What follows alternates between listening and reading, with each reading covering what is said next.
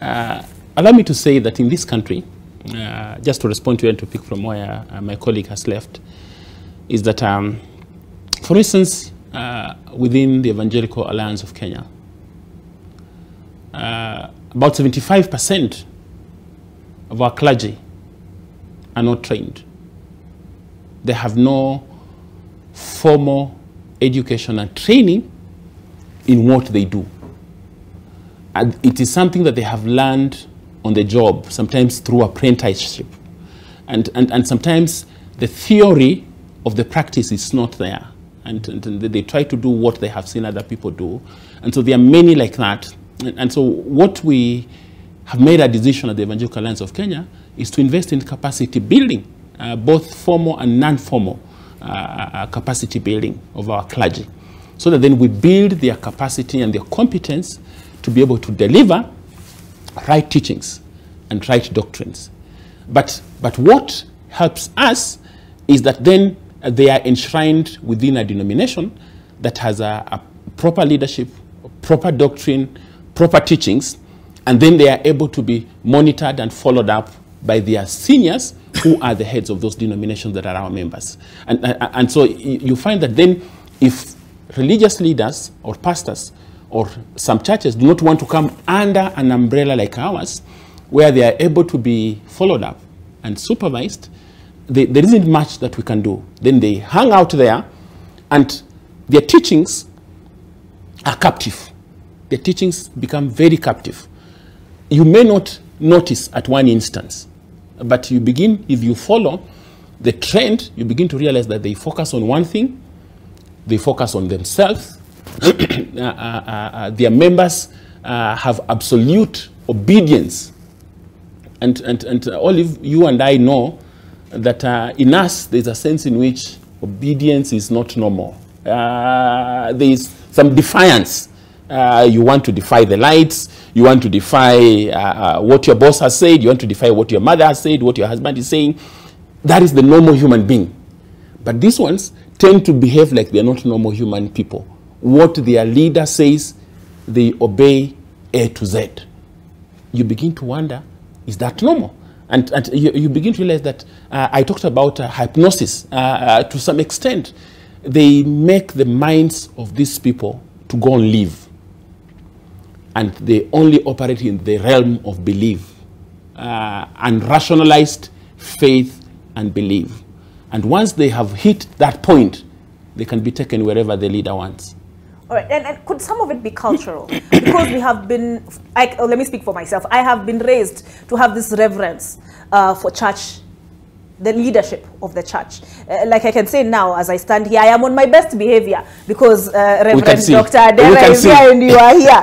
I mean, I'm engaging you slightly differently from how I would engage politicians. Yes, you know, with them it's a little bit rough and tumble. Yes. But could culture also have contributed to this, like you said, their minds go and live, to this state where you accept these teachings without question? Because this is a man of the cloth, this is a man who is ordained by God? Maybe yes and no. No, in the sense that Reverend Wono here told you about the US. A few years ago, he talked to you about Uganda. So you realize that this is something that cuts across the globe. I think there's a spiritual void in people. In these matters, religious cults. There's a spiritual void in people that needs to be filled up. And many times, when that spiritual void is not filled up because we have exercised a religion that has no power, people become empty and they begin to search. And so in the context of unsatisfied emotional needs, unsatisfied physical needs, unsatisfied material needs, people begin to search for meaning, begin to search, how do we fill up this void? And so in that search, and it's universal search across the globe, in that search sometimes they end up with a cultic leader. Some of them are rescued by counselors. Some of them will be rescued by an intervention. They might stumble on right teachings and they are redirected. But you realize that this traverses across cultures. But then coming back home is that, yes, it's also true that sometimes we have not trained our people in being themselves and asking questions, critical thinking, so that then people follow without a second thought. They have been trained to imagine that once you are meeting a religious leader, this is your pastor, what your pastor says is always true, is always correct.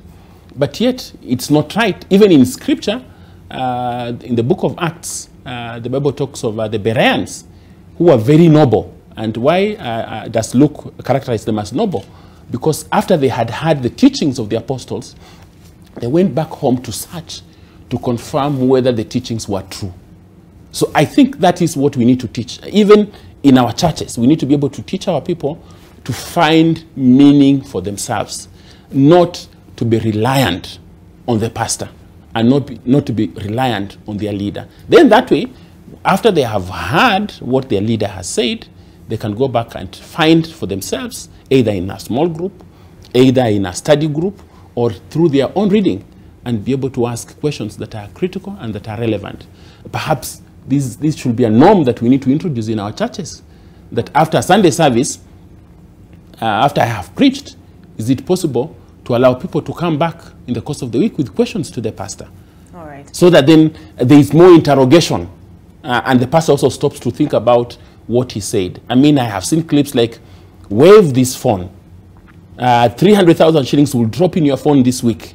Just wave and believe. And people crowds are waving their phones. And you keep wondering, what's happening with these people?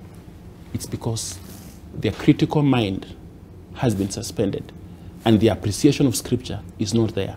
God has given us ability to work and to create wealth. If you don't work, you will not create wealth. You will not earn money.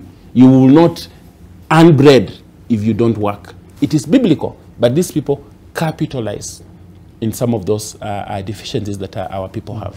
Yeah. All right. So, Reverend Dr. Dera, I will come back to you on the same issue.